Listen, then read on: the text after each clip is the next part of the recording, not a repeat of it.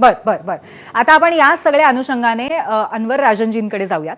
अनवरजी, आपण ऐकलत कशा पद्धतीने दोन्ही बाजू मांडल्या जात आहेत आता या क्षणी, आणि त्याचबरोबर आपण हेही ऐकलं की 1936 पासून ही मजार असल्याचं कळतंय, आणि त्याचबरोबर ब्रिटिशांच्या काळामध्ये ही किंबहुना दोन्ही बाजूला वाद घडावेत म्हणूनच ही मजार केली होती, असाही एक विचार आहे. तुम्ही काय याबद्दल सांगा? कोणाला प्रवेश घ्यायचा असेल तर त्याची एक औपचारिकता पार पाडावी लागते, फी भरावी लागते, आणि प्रत्येक एंट्री करणाऱ्या माणसांचं नाव, त्याचा मोबाईल नंबर, त्याचा आय कार्ड वगैरे तपासलं जातं, त्याची नोंद केली जाते आणि नंतर सोडलं जातं. त्यामुळे तिथे कोणी कोणी प्रवेश केलाय त्याची पूर्ण यादी आपल्याला मिळते.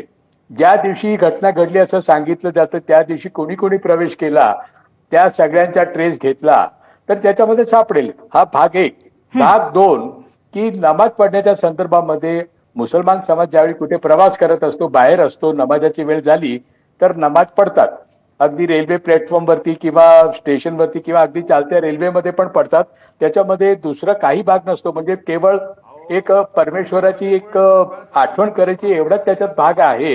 हा गुन्हा होऊ शकत नाही, हा कुठे गुन्हा होऊ शकत नाही, आणि गुन्हा होत स्वप्नीलजी त्यांचं बोलणं ऐकून घेऊया आपण. मी तुमच्याकडे येते स्वप्नीलजी, आपण तुमच्याकडे येते, आधी त्यांचं बोलणं ऐकून. बाकीचे लोक बोलत असताना मी कधी मध्ये बोललो नाही.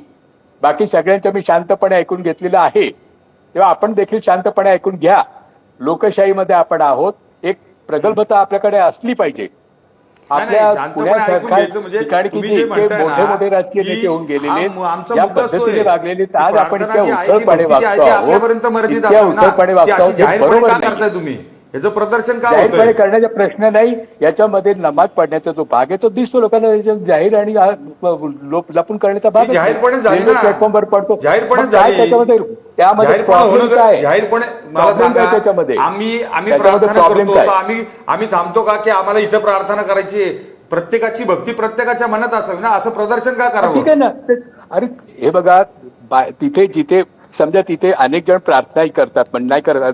शनिवारवाड्याशी माझा खूप जुना संबंध आहे. माझी शाळा शेजारी होती, रोज आम्ही तिथे अभ्यासिका म्हणून त्यावेळी पुण्यामध्ये जशा आता अभ्यासिका ठिकठिकाणी, त्यावेळी अभ्यासिका नव्हते, आम्ही शनिवारवाड्यामध्ये अभ्यास करत होतो. अनेक जण तिथे यायचे, बसायचे, अनेक गोष्टी चालायच्या तिथे.